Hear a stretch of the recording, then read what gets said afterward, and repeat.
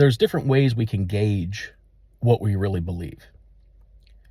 And one I think that often gets overlooked is the extent to which we will pretend something unpleasant doesn't exist is a pretty good indicator of what we really believe about it. Take for instance, if you've ever been to Europe or even just, seen a Father Brown episode on TV or something, the church historically has built the cemetery around the church, including in the church. And some of the older churches, some key figures in the church are buried in the building. And so every time you go to a church, whether you're going for a joyful occasion like a wedding, or you're going for a funeral, or it's just a mundane task like, a regular Sunday service or something customary, you nevertheless are encountering corpse. You are encountering reminders that the history of the human condition has been our bodies wear out. And at some point we surrender them and return to spirit form alone. I'm well aware there's different beliefs on this, different thoughts on this, some of which I subscribe to myself, that maybe we've accepted this as inevitability. Maybe we've downplayed the significance of what it is finished really means. I don't mean to take anything away from that. At the end of the day, it still is a fact that the history of the human condition is physical death. And that did not change with the advent of Christ in the church. People continued to physically die. So because we don't want to face that possibility, we don't want to think about that discomfort, we put our cemeteries far away in North America. They're going to be a section of the community we never go to. They're going to be a far corner where you have to purposely be going there. You don't just stumble upon the cemetery. It's something you have to be intentionally visiting. And except for those instances where you're there for a funeral or, laying flowers on a loved one's grave, except for those instances, you can live your life disconnected from death. You don't have to acknowledge the reality of it. And so it's out of sight, out of mind. Equally so, we don't take our children to funerals in North America. We treat the funeral as something scary, as something disconcerting and uncomfortable. And so it's not until a person is older that they start to attend funerals. That's a new experience in the world. By and large, everyone within the family who would not disturb the proceedings, a little baby yelling or, screaming or something wouldn't be a good fit. But other than that, you went to the funerals of loved ones who passed. We don't do that. Another example that don't take too far, because I know there's many reasons why this is the step a person needs to take for a loved one. But historically, when a loved one became ill and their body was beginning to decay and their faculties weren't all with them anymore, physically or mentally, they were brought into the home of their children and cared for by their children and grandchildren until their physical life expired. What do? We create separate facilities, nursing homes, assisted living. Again, there's times this is necessary. Don't misunderstand me. But there's something about our willingness to put away from our sight that which is hard to look at. One more example here for the sake of argument: homelessness. We pass ordinances prohibiting them from camping in certain locations, prohibiting the distribution of food to them without certain government permits. We add layers of bureaucracy purposefully designed to get them out of our line of sight. Because if we don't see them, we can pretend they're not there. One of my favorite scenes from Dickens' Christmas Carol is when the ghost of Christmas Present, who's been very jovial, I mean, he's a very jocular figure in the book and in most of the movie renditions, he finally gets a little irate with Scrooge. And he quotes Scrooge with the, are there no prisons? Are there no workhouses where we can send these people so that they're not inconveniencing me and making me encounter something I'm not comfortable looking at? The ghost of Christmas Present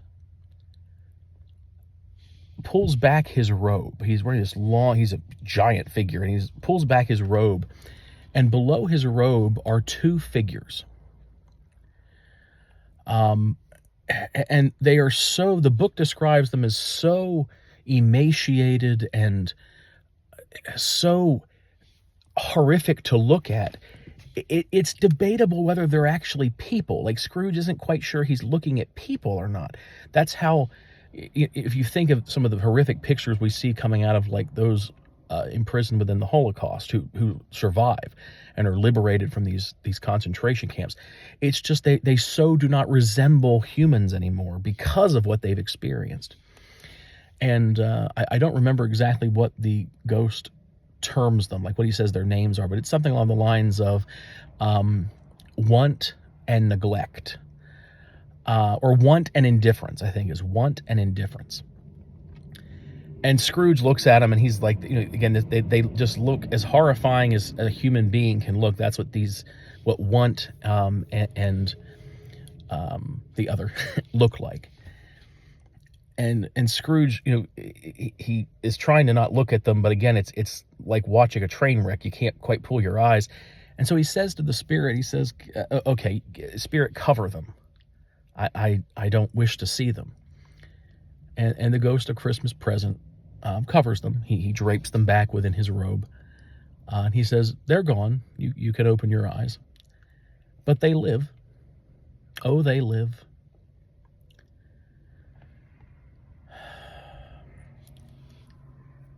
Life is about joy and sorrow.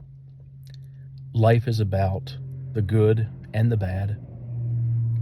I think of Jesus when he arrives in Bethany and he's informed that Lazarus has died. Lazarus, his friend, has died. Even though moments later he is going to bring him back to life, that doesn't stop Jesus' first response from being to weep, to grieve that his friend isn't there now. Yes, I'm aware that account, that story, is pre-cross. It's before the crucifixion, before the "it is finished," when the world was turned upside down. But the gospel accounts were written after the crucifixion. They were written after many, if not most, of Paul's epistles. So what's my point? To say that the Gospels can largely be ignored pre-cross because, well, that was before the "it is finished." Why did they write it down then? If everything changes with the "it is finished," which I agree, everything changes. An entire new world order of system is implemented through the "it is finished" of Jesus Christ. No one is going to experience that pre-cross world again. So what then is the purpose of chronicling it for us after it's all over? The only reason this makes sense is that there's still something for us to glean from those experiences.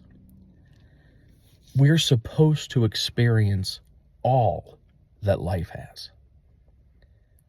And so you don't want to perseverate on any one experience. If life has thrown you a lot of crap lately, don't try and pretend it's not miserable. We have a word for that in psychology. It's called delusion. Okay? When life has been rough and things haven't gone the way you think they should, and life is hard, acknowledge the hard. Acknowledge it for what it is. But don't live there. We are designed to experience the bitter and the sweet. And anytime we deny the other exists, we are out of alignment with the nature of our creation. We are out of alignment with the nature of the God in whose image we are made. We're meant to experience it all. So my challenge to you as we, head into the Advent season here very soon, which is not Christmas. Advent is about the wait, the quiet, the reflection, silence, waiting for the marvel that is Christmas. As we're approaching this season, my challenge to you, it's a challenge to myself, is to find those things in life that your predilection, your preconceived track record has been to look away from and to deny and to pretend isn't there. Look it square in the eye. Now, for some people, most people probably, that's going to be acknowledging the cemetery, acknowledging the hurts, acknowledging people's trauma, acknowledging the ways in which society fails its fellow members. But for others, maybe those who perseverate a bit the other direction, always looking at things very negatively and pessimistically, it's going to be giving yourself permission to look at the beauty in the world. That you have suffered great loss and your loved ones may have suffered great loss. You still have permission to be happy. You still have permission to have joy. You have permission to experience all that life has to offer. Life is remarkable,